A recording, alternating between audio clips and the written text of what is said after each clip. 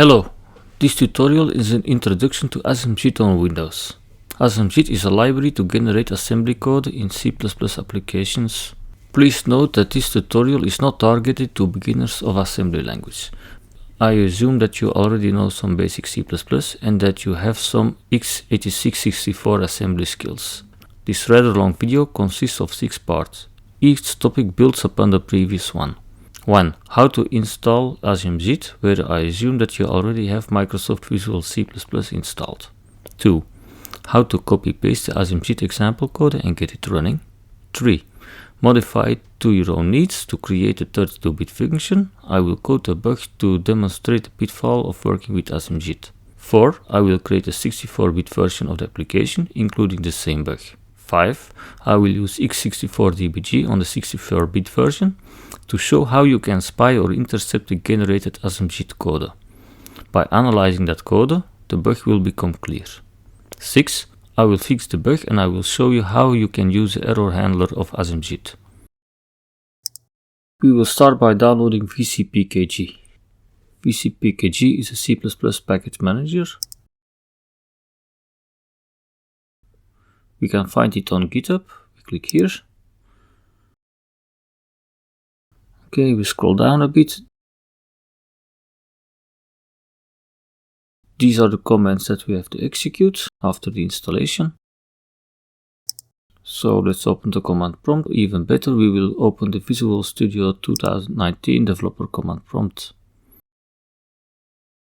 I will look for git.exe. I will use the one that comes with Visual Studio. No need to download it separately. Okay, now we will copy paste the first command, which is downloading it. Okay. Here we go.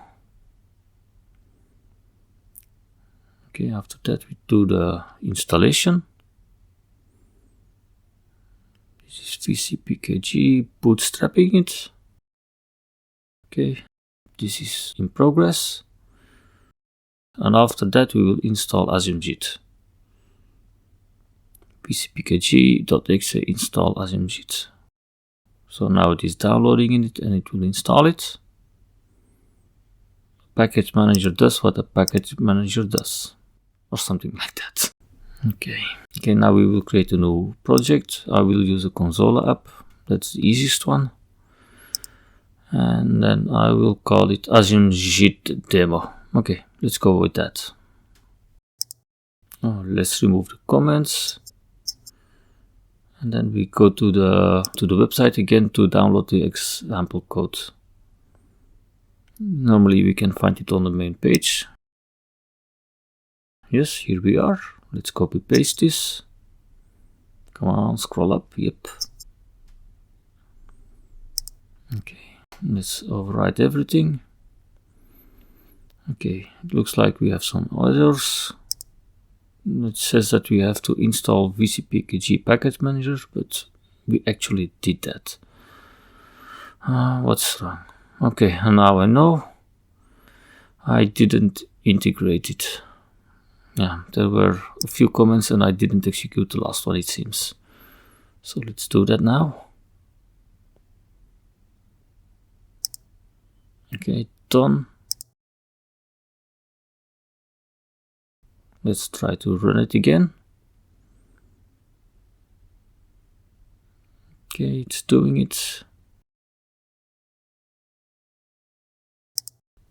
But it's still giving errors, it seems, but it runs. So the example code runs. This is probably a bug in the IDE. Let's close Visual Studio and reopen it again. In the meantime, we close the website.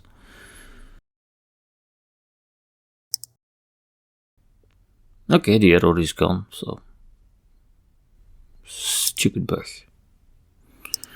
Now let's create our custom function.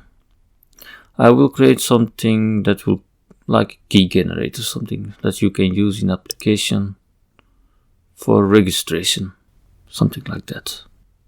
An old school custom key generator algo. Let's refactor everything. Let's move everything to in the core function. We will return the result. If there is an error, then we will return 0.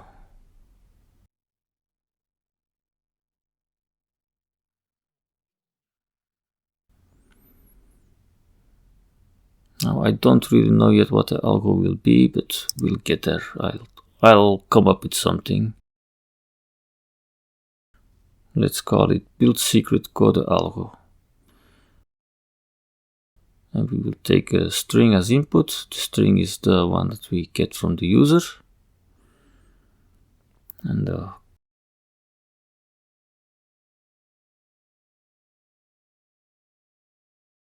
we also require a code holder as input to this function. So let's modify it. At the ampersand, it's easier to read. No need for pointers. Okay, we call that one. And then we remove this C code and we will make it C++.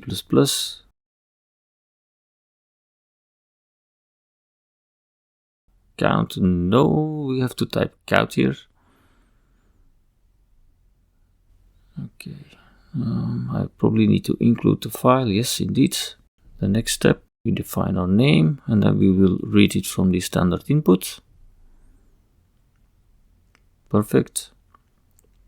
And then we will generate the code and we will output the code.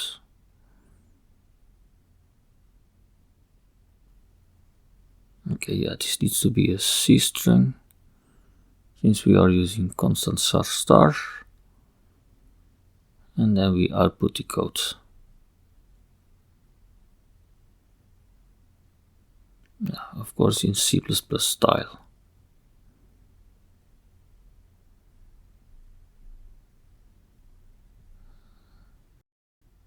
Okay, let's also add a line ending to this.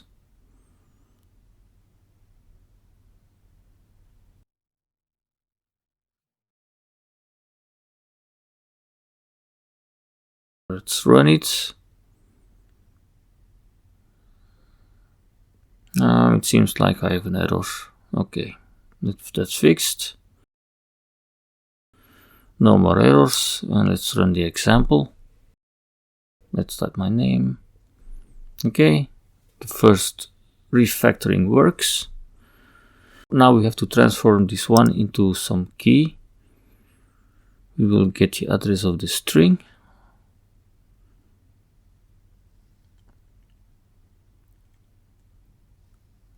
And we will get the first 4 characters of the string. And we will see that this actually won't work.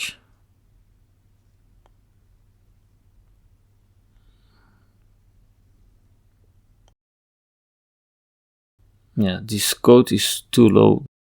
The reason is that the string should be given to the function which we call, and it should not be given to the builder. So let's correct that.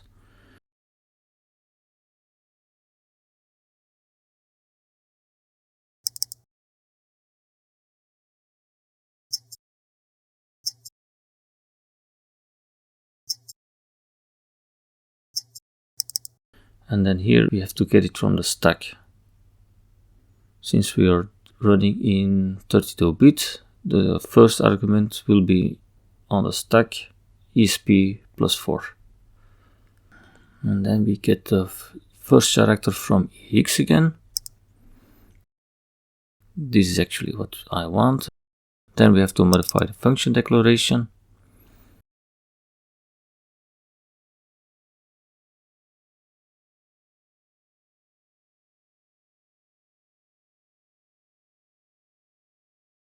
And now let's run this again. It's okay, this number seems to be way longer and is actually what I think it should be. But let's output it in hex, std hex, and let's test it again. Okay, Peter, and here we have it. As a reverse engineer guy, you should know your name in hex. And when you see it, you should recognize it. Okay, now let's create the actual function. I will introduce a loop. For this we will create a label.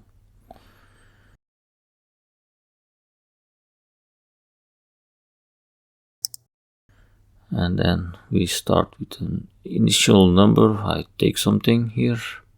It doesn't really matter. Okay, yeah, EX is overwritten, so we have to store the pointer to the string in another register. I took EDX, and CL will be the character, so I load the character into CL register.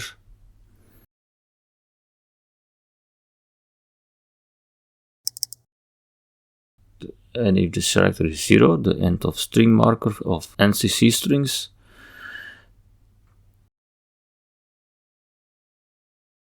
as long as CL isn't 0, we will loop. So we have to bind the label right before the mov CL. We have to increase the pointer also.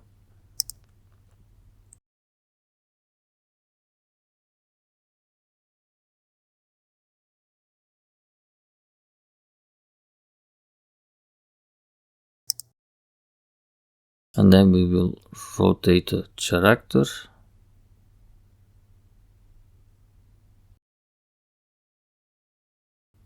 And we will encrypt it. Yeah, sorry, it's not really encryption. It has to be an underscore here. And this is also a debug. So you see that I typed EX instead of AL.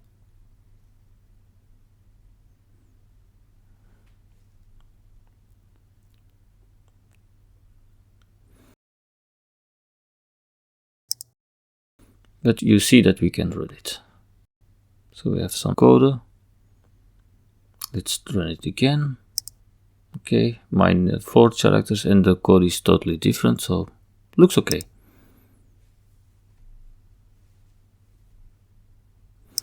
And how? Okay, with small letters we get the same code, and actually it shouldn't be part of the bug, but for now we ignore that.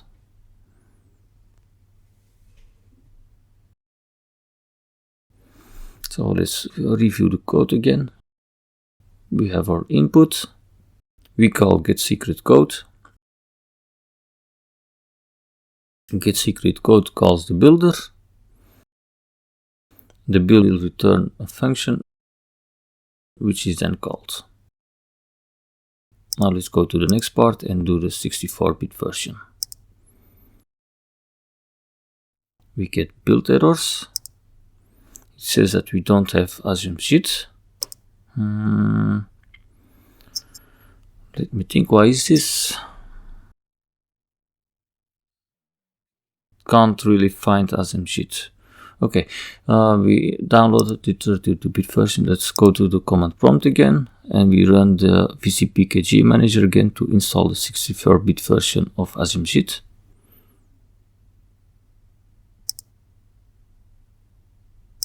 And run it again. Okay, and we get a crash, but this crash is actually expected because we are running a 32-bit generated code into 64-bit base. In the meantime, we close Visual Studio and reopen it again.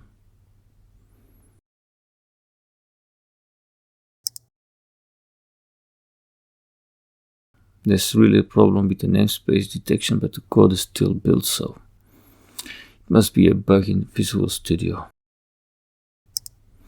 Okay, so this is the 32-bit version. Let's make room for a 64-bit version of this algorithm. We will keep the label. That one will stay. So in 64-bit, the first argument, the string pointer, is passed in the RCX register. We will switch those registers. Then the CMP also has to move inside 64-bit version since it's a different register here. We can modify the 32-bit version and swap the registers there, but in the end it doesn't really matter. Okay, so yeah, we have errors, but the project still builds.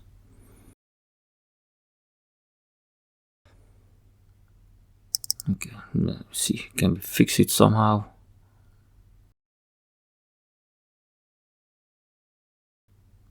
No, it's building and giving errors. It's even running.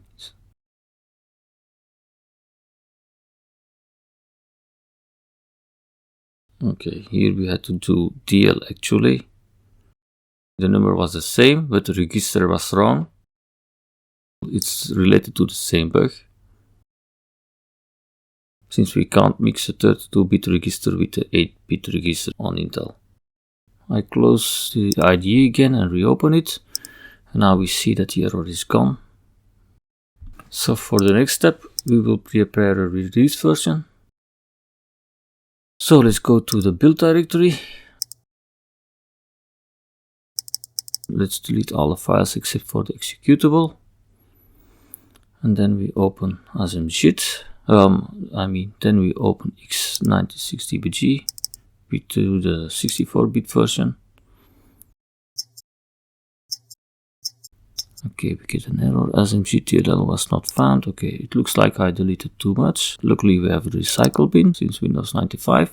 And let's restore it. And then here we go. We run.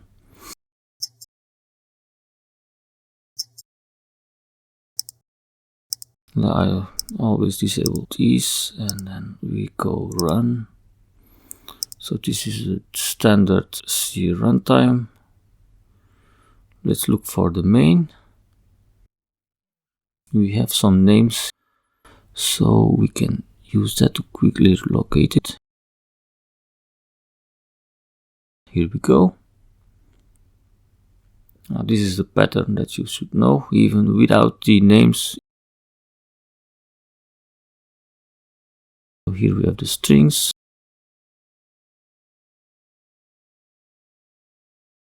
Now let's set up breakpoint at virtual alloc and at virtual protect. I don't know what AsmJit use, but we will learn quickly. Since it has to allocate memory and make it executable, let's run it. Let's type my name. Okay, and we get a break at virtual alloc. Then the fourth argument is the protect. You can always go to Microsoft if you don't know it for sure. So memory protection constants, here we go. Page execute read write. nullx 40, and we will replace it with nullx 4 or simply 4. Now the page has become writable but not executable. So now we get a new interruption because AsmJit wants to execute our code and it can't. And we see this is a code which we created using AsmJit. And we also see that the XOR is missing. Okay, let's make it executable again.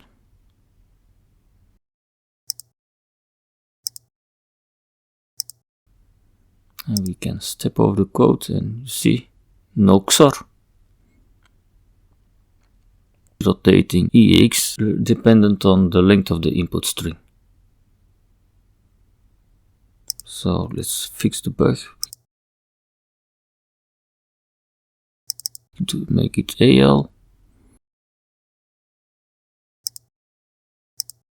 Let's run it again. This is in debug mode, by the way. That's the code. We have a totally different code now.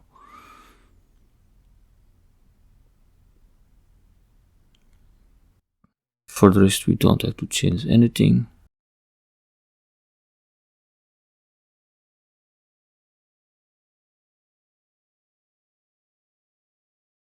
Now, in order to fix the bug, we can actually use an error handler. The syntax of the error handler is a bit... I'm not used to it, but I will get there.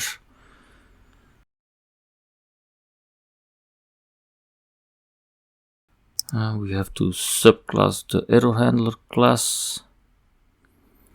And then... no, we can't refer to the class name, of course, no.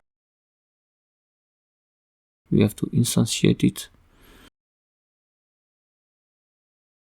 So let's create a variable EH, and it has to be my class, of course. Yeah, it's still an error. Abstract, of course, yeah, it's abstract because we have to use my own error handler.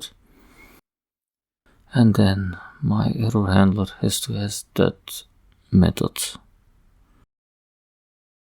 So we have to implement it. Yeah, the EG can't, yeah, in C# we can really have it generated for us, but here we have to do it manually. So handler error, and then the message, and there is also the base emitter which we can receive. We won't use those arguments, we will only throw the error and we will print out a message. This has to be std count, of course, since I didn't import the namespace. That should be it. Okay, let's run it again.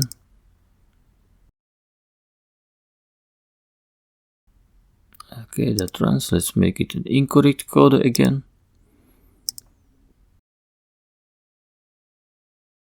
And now we see that we get an exception. Let's see what the error message is. Operand size bit match. Exactly what we want to see. So if you are working with AsmJit to generate code, please add the error handler. Now I will also have a counter.